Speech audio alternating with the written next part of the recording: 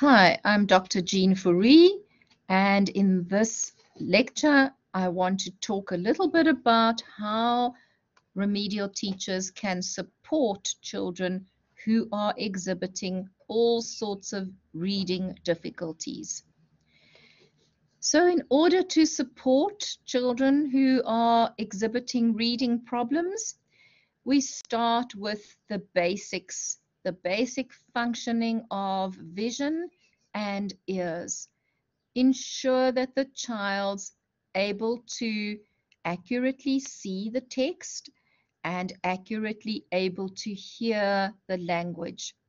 And often there are difficulties with vision and difficulties with hearing and visual and auditory perception.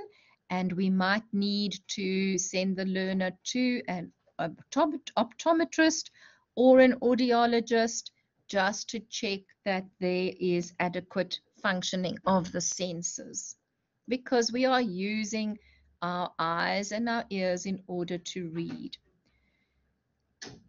We then need to identify which particular area the learner is struggling with. Are they having difficulty with decoding the alphabet and the sounds? Do they have the alphabetic principle? Has that established? Do they understand that the sounds and the letters have this relationship? Have they understood that the decoding is an automatic process, and how automatic is that process for the learner? Or maybe it's a difficulty with the vocabulary if it's a second language learner and they don't know the vocabulary of the language. So when we are remediating and assisting learners with our learning of reading, please be very careful that you are not criticizing the child in any way. You are using the mistakes that they make. These are called miscues. So it's when a learner reads incorrectly, or when they fumble or stumble over a word. You use those miscues as teachable moments. Those are times when you go, this learner does not know this particular word. They battled with that particular sound or that grapheme, and you highlight that word, take it out of the reading that the child was doing, and then that becomes a little reading exercise. So when reading a little story or a passage or any text, and there are miscues that are made, words um, that are sounded out incorrectly. Those are your opportunity as a remedial teacher to teach those particular words. And then you can focus on the word itself and do flashcards or writing in the sand, any sensory activities, a variety of different things to reinforce the difficult, the word or the sound that the child does not know. And we need to provide many opportunities to read a variety of different texts.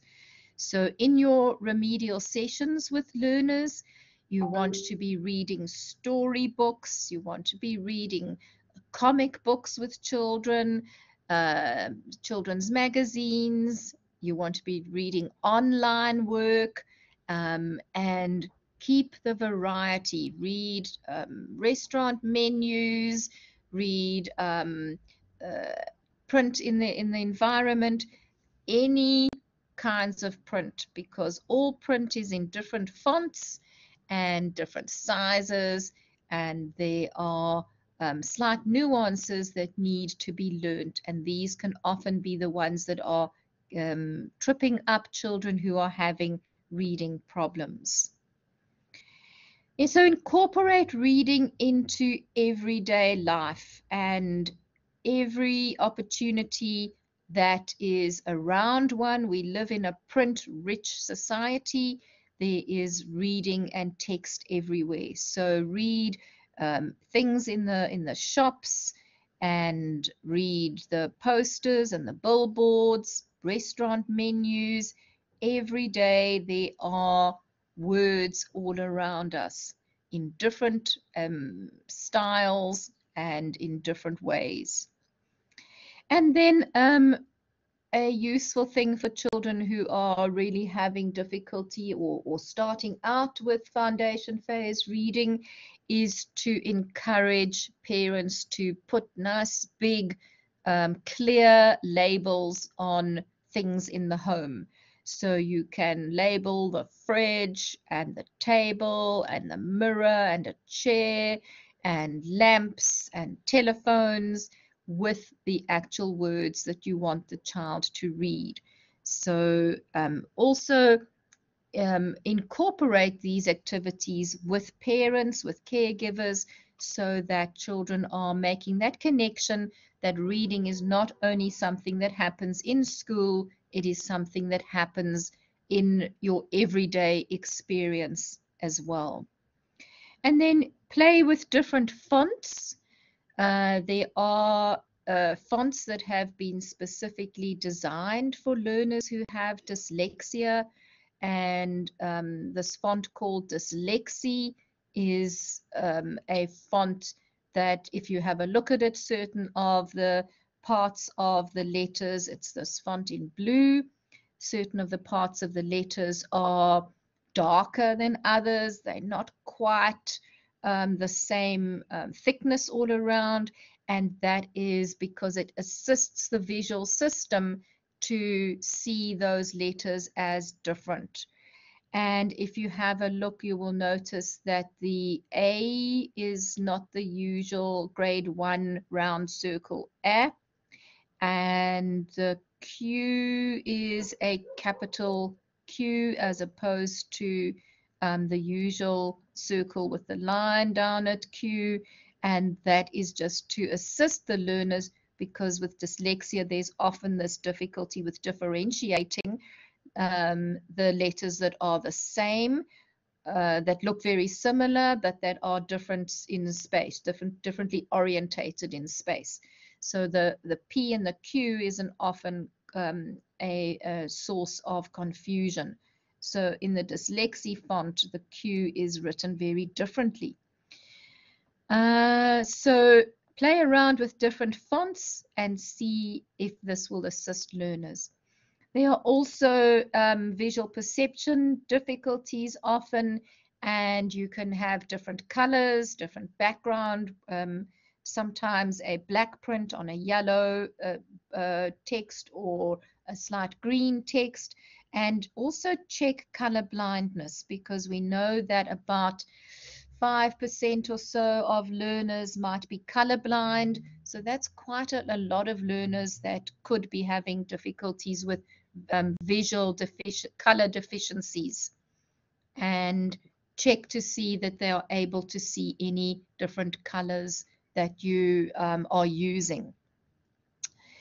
And then some research that has been done on using the dyslexia font has shown that learners will read much faster and make much less mistakes when they are using this particular font. But that is something that you need to play with when you are designing any worksheets or designing any material that you want these learners to read. And because of the difficult emotional problems that learners develop when they have a reading problem, their self-esteem is impaired. They realize very early on that they're not working the same as other learners. They develop real difficulties with avoidance of text, avoidance of any academic work. These learners will often act out and disturb the class rather than get on with the work, because they just cannot do that particular part of the academic work. So as remedial teachers, our job is to keep everything fun, play lots of different games, And here's an example. They're bingo games. You can have bingo with sounds, with maths concepts, different words, with some alphabets. So do a variety of different games and keep your sessions as fun and as varied as possible to keep the child's attention and to keep them actively engaged. Have a look very critically at the texts that are being presented in worksheets or in school textbooks, and adjust the classroom work for learners who are having dyslexia problems. So when there is just this dense text on a page, the child becomes very discouraged. They do not want to read, or they have difficulty reading so much text. So divide the text up into little paragraphs, make the columns on the page a little bit narrower so that there's a lot more white space on the page, and this is much easier for the child's eyes to then go through the text and to follow and to figure out where they are. And remember to encourage children to use their finger to keep their place. And you might also use some of those little reading windows, which is just a little clear, a little window that only allows you to have that text, and you have a little plastic thing that sits on the page, helping the child to keep their place on the text as they're reading down. So don't have too much text. Very long sentences get confusing. Try to keep the sentences a bit shorter, and if you can do 2 columns, that's also good, but it must be very clear where to start, where to finish, where to start with the next column, and ensure that there is enough space on the page. The white space is important. And then have a look at how the margins are justified in blocks. If there is this justified margins, which means the left and the right margins are perfectly straight, it's really hard for someone who has a reading problem to keep track of where they are if the text is presented in this manner.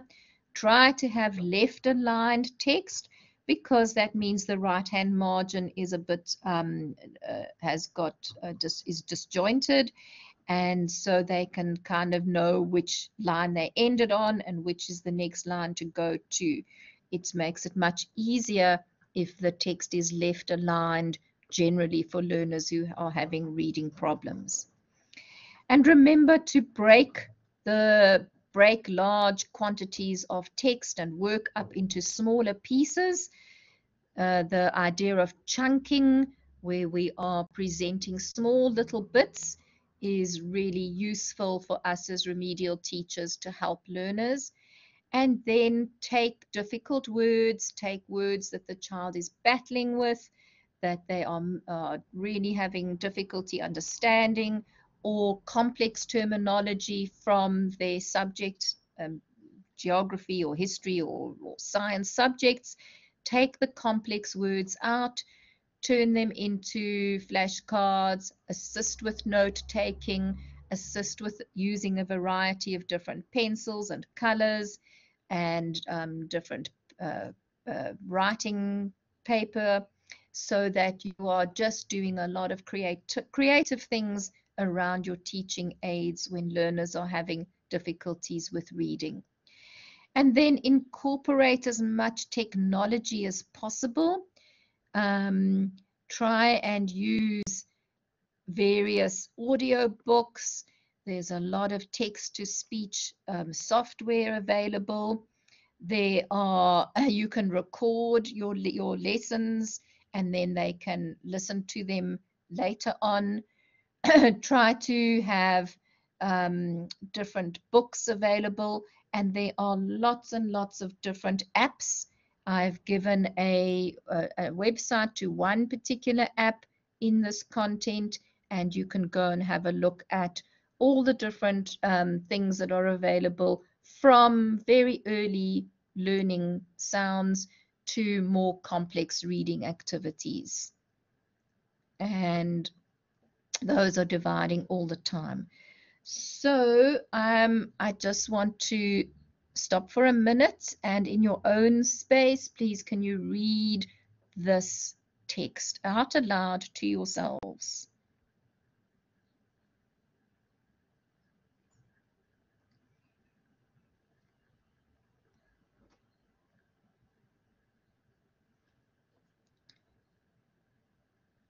So I hope you were able to read that. And I'm going to put one more up that I want you to read. And if you're able to read it, you can put a little yes in the chat, so that I know that you were able to read backwards and upside down. So see if you can read this.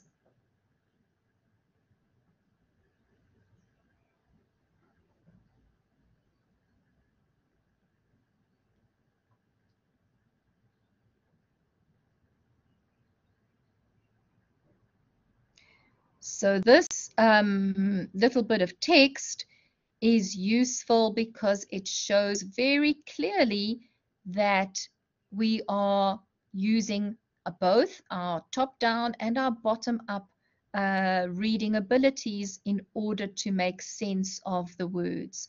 So we are taking our understanding of words. We are looking to see the words as a whole. What is the meaning within the sentence, and what is the meaning within the little paragraph, in order to make sense of what the text is that is written there. Okay, so I've just given some ideas there, and the references for lots and lots of different websites to assist you with putting remediation in place for learners who are having difficulty with reading.